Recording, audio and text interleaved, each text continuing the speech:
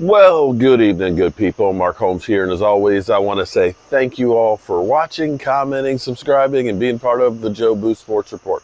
Without you guys, as well as you ladies, you know that this literally does not work.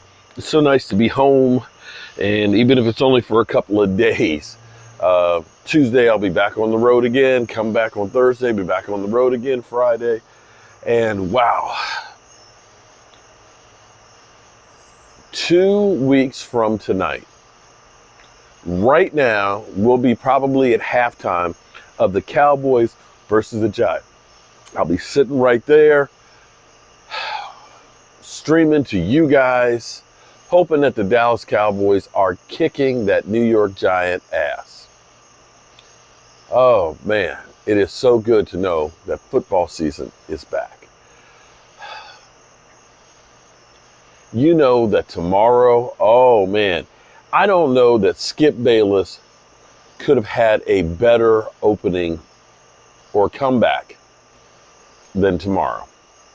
You know, right now, he is so happy after having been jolted by Shannon Sharpe, you know, out of nowhere. Skip. I'm out.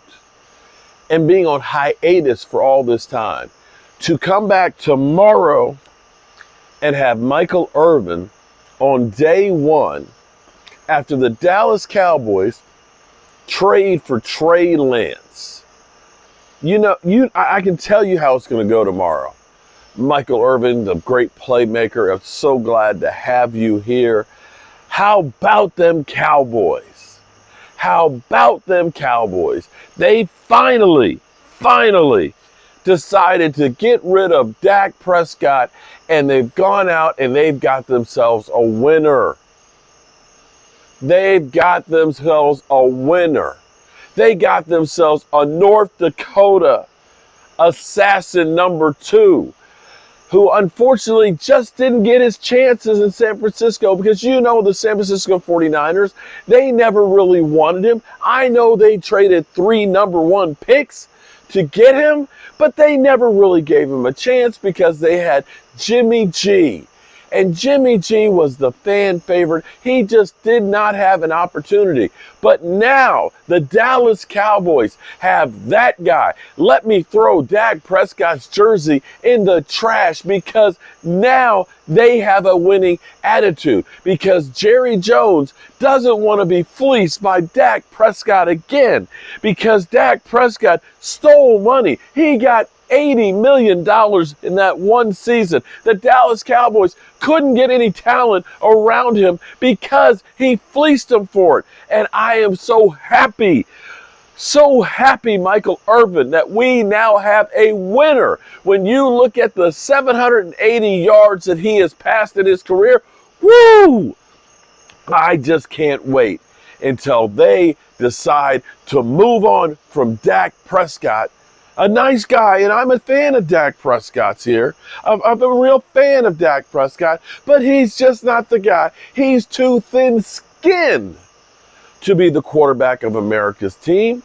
He just doesn't have what it takes because in the big moments, he just melts down. And now we have a guy in Trey Lance that I know will be Romo-esque when it comes to the big stage, and he will finally take us to the promised land.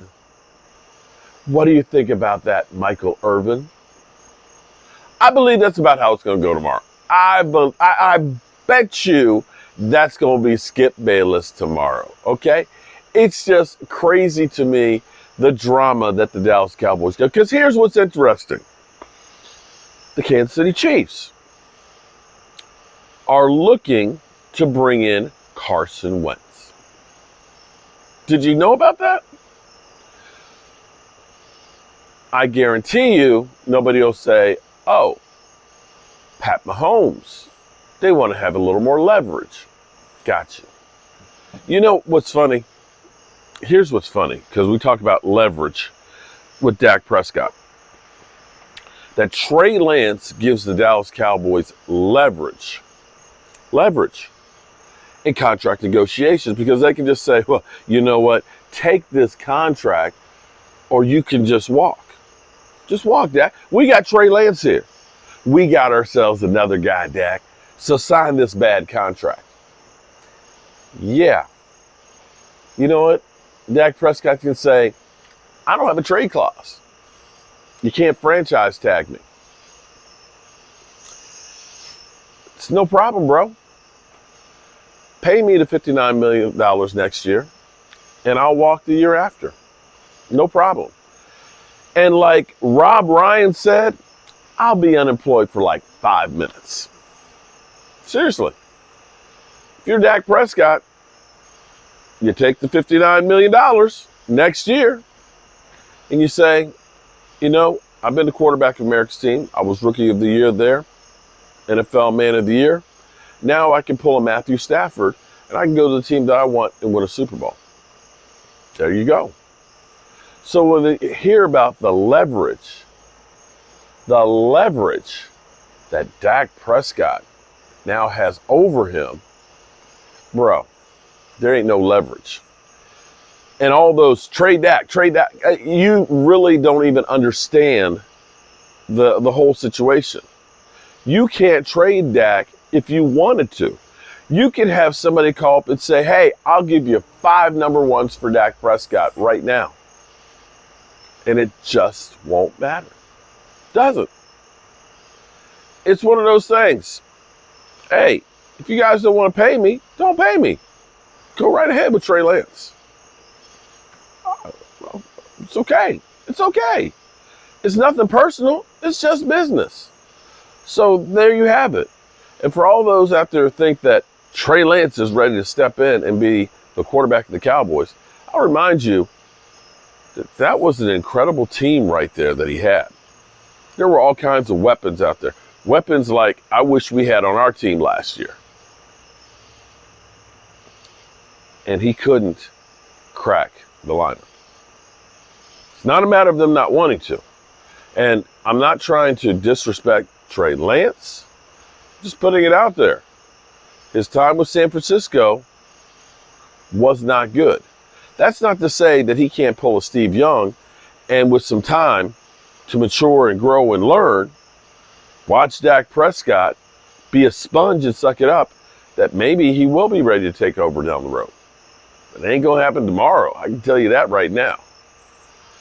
But tomorrow, oh, you know, everybody is like, you know, all the talking heads are like kids at Christmas. They can't sleep tonight. They're like, oh, what am I going to say? Oh, we're going to have so much fun. We have so many people tune in. Thank you, Dallas Cowboys. Thank you, thank you, thank you. Because the Dallas Cowboys, without them, there is no shows. There's just not. But I'm happy. I'm happy that the season is upon us. I'm happy that we're actually going to be able to talk about real football. And we'll have a great time for those 18 weeks of regular season and then that month of playoffs. Hopefully, the Cowboys, God, I hope, will be deep, deep, deep, deep into those playoffs. Oh, boy. Yeah, I got a lot of work to do. I got to get this mother humper back in shape. You know,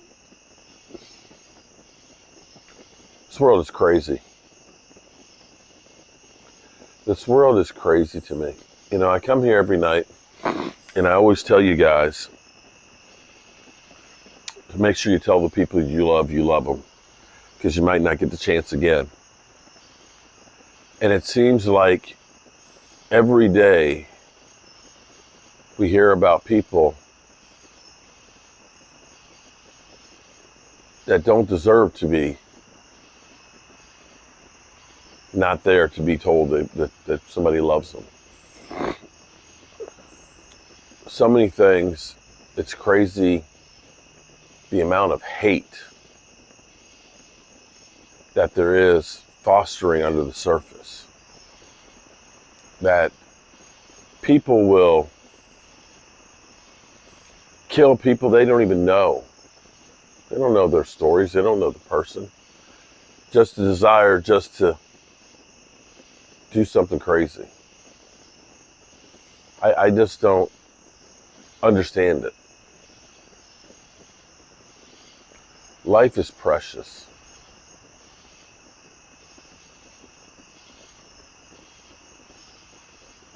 It just gets to be crazy. Whew. Tell the people you love them. You might not get the chance again. And I wish I didn't have to say that. I love you guys, and I appreciate you. And hopefully, I'll see you in the morning.